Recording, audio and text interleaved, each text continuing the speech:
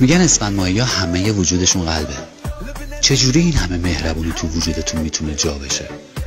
اسفند ماهی که باشی هر چقدر بد ببینی، هر چقدر اذیتت کنن، هر چقدر ناراحتت کنن، یه لبخند میزنی و میبخشی.